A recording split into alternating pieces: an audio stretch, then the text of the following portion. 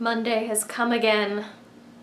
At least one upside to Monday. It's ink slinging day. What?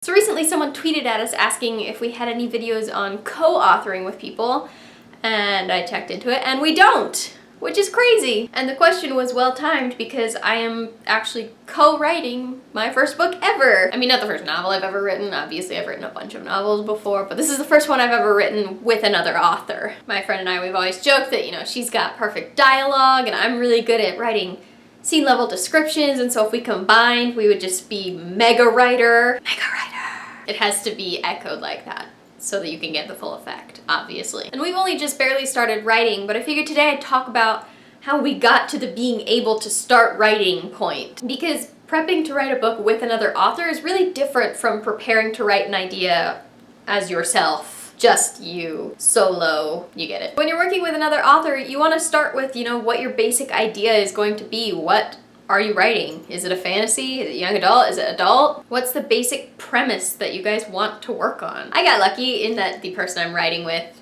had a premise in mind, and it was a really awesome one, and I was already really excited about it from the moment she told me about it. From there, you need to decide who's going to be writing which parts. This is a lot easier if you've got multiple points of view.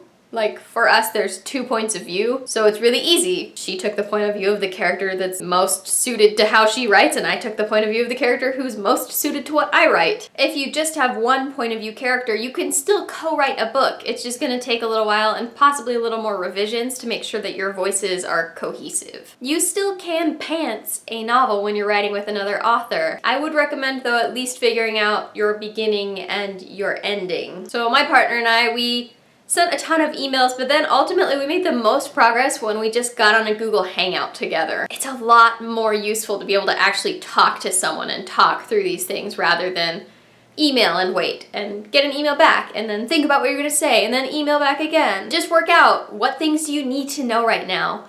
What do you want the world to be like? Who are the major players? You'll want to figure out the names of your major characters, not just the main characters, but the ones they're going to be coming into contact with. You'll want to figure out where this is taking place. And once you have all those things, you're probably starting to feel ready to write. Yeah, that's a really good feeling. You'll want to come up with some goal start and end dates. Even if you don't follow them completely or you don't quite meet your deadline, it's good to know about how quickly you're going to be expecting each other to write. So for us, we wanted to start writing the book on April the 1st. And we knew that my co-author was the character whose point of view would happen first in the story based on the plot that we've created. So April 1st came and my co-author started writing, and we have a date that we want to finish by, and it's all happening. We're using Google Drive to help keep each other updated on what we're working on. But anyway, once one of us has finished a chapter, we upload it into our Google Drive folder onto a Google Doc so that if any of us want to make comments or anything, we can. And it's just been a lot of fun so far. I really, really recommend, if you've never done it before, writing a book with someone else. No matter what methods you use to start writing a book with someone else, as long as you know how that person writes and you know how you write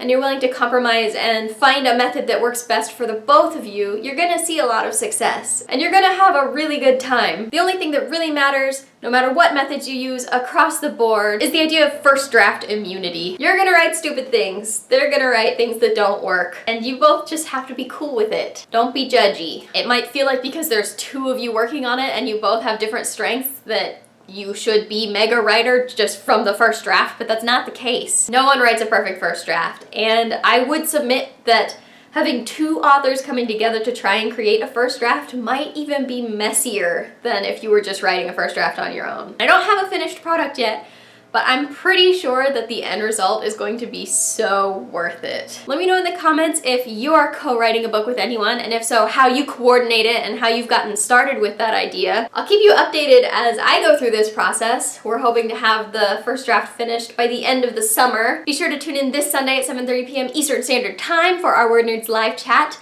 We are going to be having our big new WordNerds reveal. We did all of the interviews last Sunday. Wow. It was lots of good feelings because everyone was awesome, and also lots of truly terrible feelings because everyone was awesome. But we're talking a lot about it behind the scenes.